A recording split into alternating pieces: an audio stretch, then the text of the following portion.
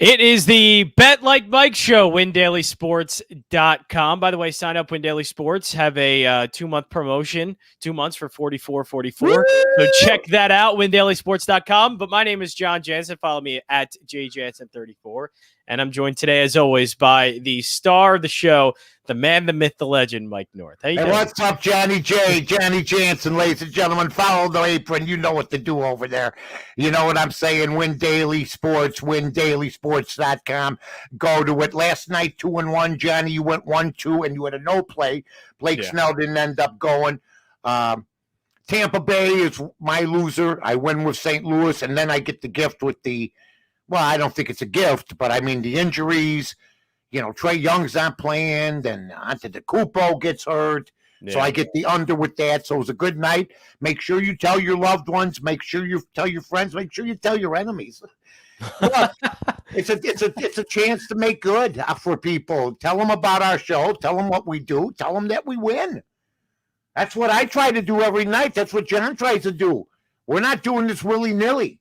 So we're doing okay, ladies and gentlemen. I mean, when the NFL comes is when I bring my show to the table. That's going to be ugly for everybody involved because I kick ass. But all this other stuff, baseball, like last night, Tampa Bay, you know, they get off to a bad start, and then they tried to claw back. They left men on base, a couple early, men on first and second. Yep. Not a great start for Rich Hill. Yeah. Not so I mean, good. You know, they're trying to, I mean, if you're trying to catch up, you got to cash in on those things. But we end up having a good night. Very happy about that. So we'll get to your picks in about 15 minutes, the fastest 20 minutes in sports.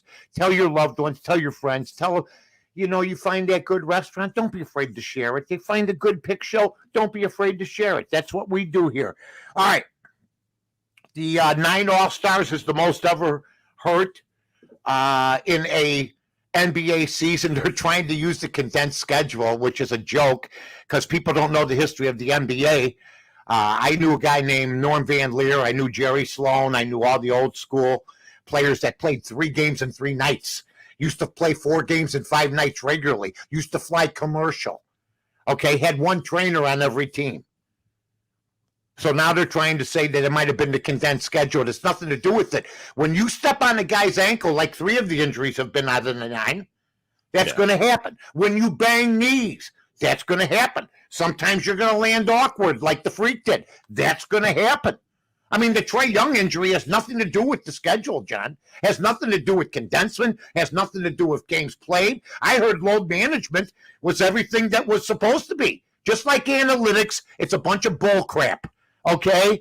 Load management, you got to play.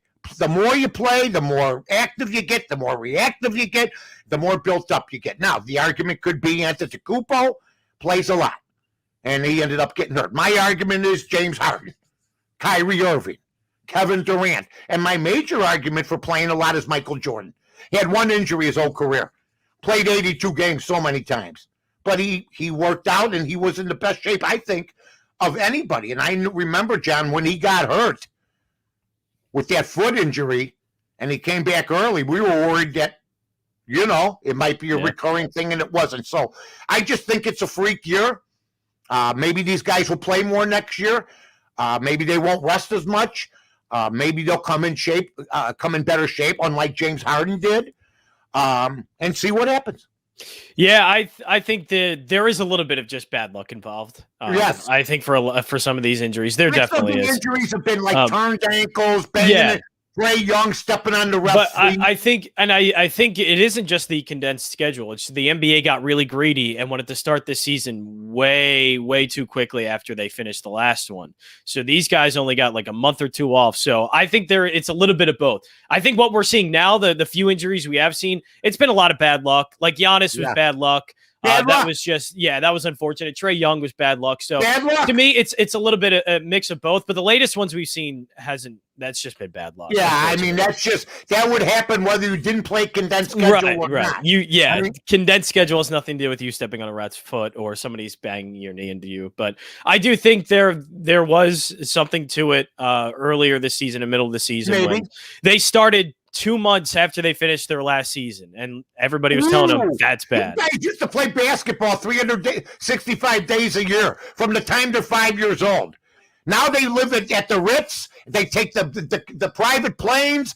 They got 15 trainers, and they started after 2 months off. And it's a short amount of. It's shorter than a usual off season for sure. I understand. But there's no question hockey players are the toughest athletes in the world. As they showed today, they showed a guy playing with a split skull while Chris Paul is falling awkwardly in Twitter. It's just all hilarious. But hey, it's a war of attrition, would you not say? Whoever lasts. That's what it is. And it's honestly been very hard to watch that though, because it has. I think lately it has been we had a couple of big moments in the Western Conference Finals.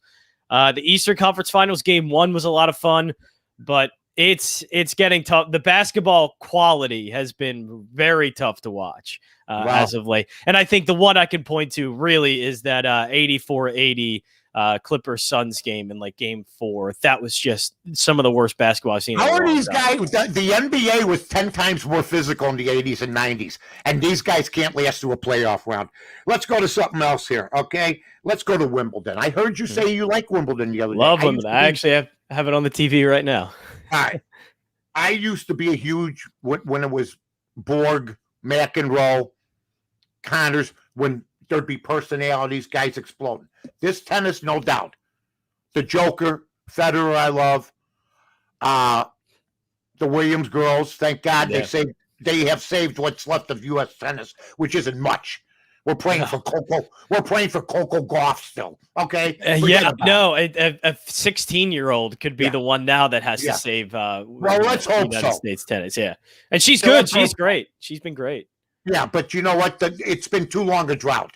So I lost interest because there weren't any American players, to be honest with you. Back in the day, man, you had McEnroe Connors going against Borg and others. It was supreme. It was must-see TV. And as great as these guys have all been, I love Federer. I like the Joker. It's great tennis, but there's no more theater. There really is no arguing anymore. Maybe a temper tantrum here or there. The rivalries, Nadal, all them, they're okay, but there was nothing like Navratilova against Everett. The golden child, the all-American girl against the girl from the communist bloc country who came to America. It was always storylines. It just doesn't seem like there's a lot of storylines, but great tennis, John. Yeah, I think the one, at least on the men's side, the one story is just these guys, all three of them, Nadal, Federer, and Djokovic, are chasing to be the greatest tennis players of all time. And we've seen probably some of the best on-court tennis. I agree with you. Yeah, there aren't many personalities. The only one I could say is Nick Kyrgios, who ended up winning Nick Kyrgios, an Australian. He is quite the personality. He has no coach. He needs to win, though, and get pissed off. He does. McEnroe used to win. Tell the ump to go screw himself. Tell his opponent. Connors got up in McEnroe's face right there in a match. Said, "You want to go right now?" I mean, that's what tennis. And then they go and beat each other on the court. It was just a different. Yeah, you don't get much of that. Away. I'd love to see the Joker play McEnroe in his prime or Borg. I think the Joker would be as good as any of them. Yeah, he's turning out, and I know I keep getting pushback for this, but Novak Djokovic may end up being the greatest men's tennis player of all time. And I think he's well on his way, and maybe after this season, where he ends up picking up the Australian Open, the French Open that he just won, Wimbledon, and the U.S. Open, which is one of his best tournaments. If he gets all four in 1 year, I mean, that's not something I think that's been done. Like, only Serena Williams has done that recently. Like, that's just remarkable. That kind of Serena Williams, and I mean this in all the right ways, is a beast. She's great. She's unbelievable. And I saw them all. I've seen her from Billie Jean King. Would have gotten destroyed. I mean, some of these Margaret Court. Serena is incredible. She changed women's tennis and for a great way. Ever. I think Federer, for his age and for him to be still relevant and to be playing against during a time when you have Nadal and the Joker and others, I think that he's still around and will win a tournament I think he's on the downside. Yeah, no unfortunately, he did not look good his first round match, and I think we are starting to see a little bit of the sobering reminder that Federer is 39 and kind of maybe on his way out in tennis. Unfortunately, all right. Here's what I want to tell everybody to shut up about with Wimbledon. Not only do I have to put up with the unnecessary nonsense of the NBA, the injury problems, oh woe is us. Now Serena might have gotten hurt because the grass is slippery. It's been 100 years. I want the athletes to stop crying. I want people for the athletes to stop crying. The grass was slippery. You know what? It's been slippery for 100 years at certain points. It's grass. It's not conducive. I've played on a grass court at the Phoenician in Arizona. It's a different feel. I understand it. But shut up. She's not in the best shape. She's had a kid. She's still a great player, but she's not in the shape she used to be in. So if you pull a hamstring or a quad, okay, I don't know if it's necessarily the grass. They're saying it's drier now. Shut up. Please. Well, it's actually, I think it's more they're trying to slow it down because the grass surface used to be very fast, and they're trying to slow it down so it's a wet surface now. But it's not just her.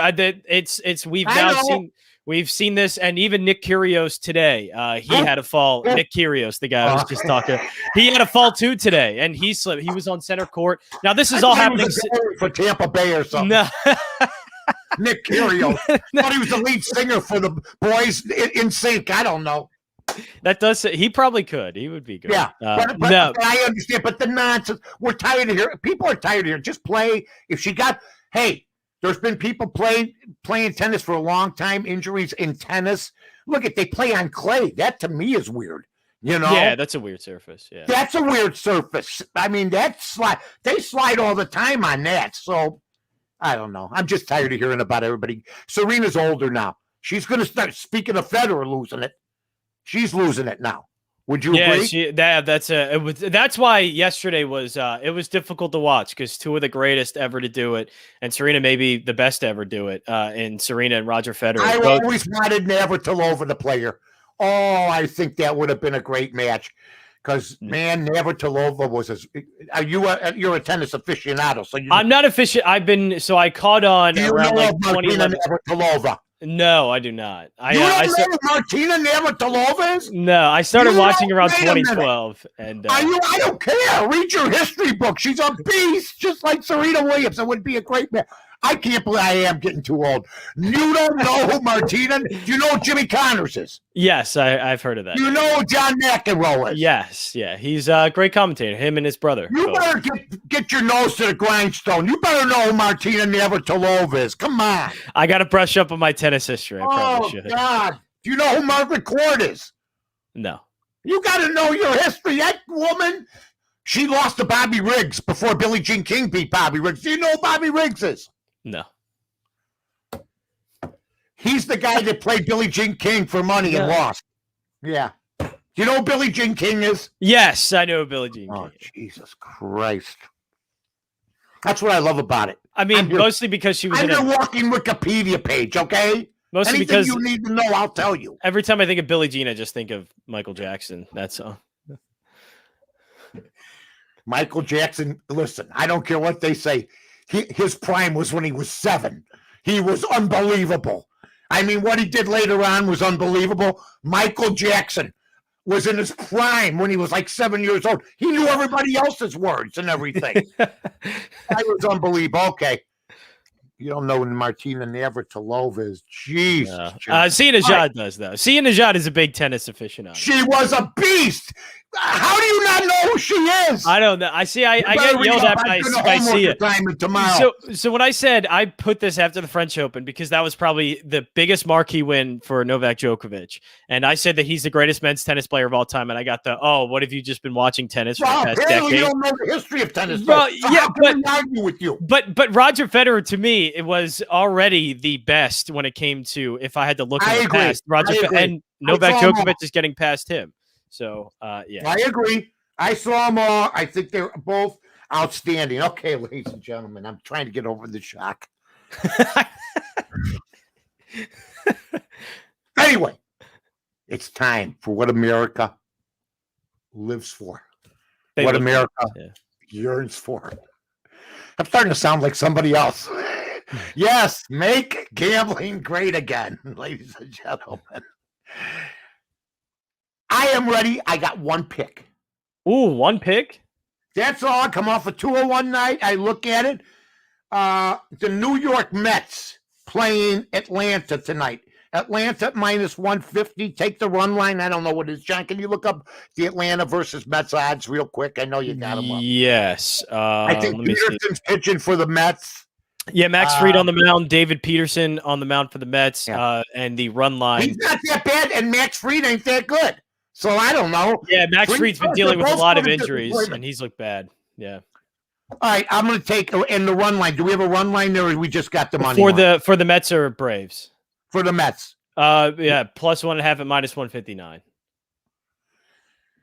I'll take the run line and the money line on the New York Mets tonight. You could, folks, just take one. I'll probably just count one. See, unless they split or I go 2-0.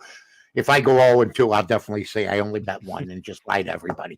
Okay, no, I'm just kidding. All right, John, what's yours? I'm going to go back to the well here. I should have went there. You don't know Martina Navratilova is. No, I do not. But I should have went with this pick yesterday, and I went with it later on in the day, but I didn't say it here because I forgot. Okay. Or I didn't stumble on it at the time. But you see the hair dye I'm having today for an older guy? What's that? It's not a toupee. This is my real hair. I just want it's looking good. Yeah, okay. my hair looks good today. I love your hair. All right, so today. Yeah, I'm going with the White Sox, minus 125. It's a short line. Dylan Cease has been good this year. I know things have been getting a little heated between the White Sox and the Twins, but the White Sox are just a better team. And I think the pitching matchup favors the White Sox a lot. And, the White Sox are at home with the better pitcher on the mound, and it's a short money line. It's a short money line yesterday with Giolito, and Giolito was the better pitcher, and they won. I think they win today. They're the better team by far. Josh Donaldson crosses home plate, looks at Giolito last night, goes, not so sticky. Oh, we got a little war going. Hey, Minnesota, you're underperforming. Your manager deserves to be fired. You shouldn't be selling wolf tickets to anybody, and then you lose on top of it. Okay, yeah, and also, maybe he should take a look at his pitchers as well. I'm sure they're doing it too. Oh, I'm sure they are, my friend. You got another one for the boys? Yeah. Let me see if I can go with another one here. I think I'm going to go with Angels first 5 on the money line. Shohei Ohtani on the mound. And look, these teams. Another couple homers, right? He did. He had 2 homers yesterday. And Schwarber hit another one. He's got 16 in 18 games. That's unbelievable. If you're a Cub fan right now, you're suffering badly. Yes, unfortunately that. But but you were a fan of the steroid era. This is about as close as we've gotten to it since. I mean, Ryan Howard put up credible numbers along with Albert Pujols in the mid 2000s, but we haven't seen a home run race like this in a long time. This is fun to see. It's really good. And by the way, I'm on record. When they got rid of Schwarber, not that many people made a big deal about it. Seemed like everybody had, was spent on him. All of a sudden, kapow, he's turned into a juggernaut. Yeah, they found something with him in the leadoff spot. But the next one I'm going to go to is the Angels first 5 money line. Shohei Ohtani doesn't go very deep in the games. He's a great pitcher, but just doesn't go very deep because he doesn't train for pitching as much, so they can't. I don't think they can give too many innings, but I'm going to go first 5 here. Angels and Yankees bats both were alive yesterday and smacking home runs left and right, but I think Ohtani will be able to outpitch Domingo Germán in the first 5 here. So I'm going to take the Angels first 5. Okay. Anything else, Handsome? Oh yeah, that's right. It's all me. I think I'm going to run, baby. It's all about you. I think I'm going to go with the Cubs today. That'll be my I haven't done a scary pick like this in a while, but I want to go with the Cubs. Jake Arrieta's on the mound and hasn't been good. Really hasn't. 5.32 ERA. But Aaron Ashby on the mound, he's getting called up from AAA. Apparently a good prospect for them coming up. The Cubs have lost their last 5. They've looked horrible recently. But I think this is one they kind of knocked on the door yesterday a little bit, 2-1 game. But I think that the bats for the Brewers are a little bit inconsistent, even though they've been well. I want to take a shot on the Cubs at plus 140. That'll be my really scary pick. All right, Johnny. So you got 3 picks. I got the one. I got the New York Mets, either the money line or the run line, folks, whatever you want. Or you could take both if you want. And Johnny, what are your 3 picks again? I'm going to go with the Angels first 5 money line plus 105, the White Sox minus 125 on the money line, and I'm taking a very, very, very, very, very scary pick with the Cubs at plus 140. All right, and I'm proud of myself. Yesterday, I heard everybody say Sweden can't lose, so I don't bet. I actually don't bet soccer, but I put some couch change on the Ukraine. Did you really? They win 2-1. They score a goal with like 2 minutes left. I'm a big fan of. Well I want to buy a summer home in the Ukraine. Yeah. So long, everybody.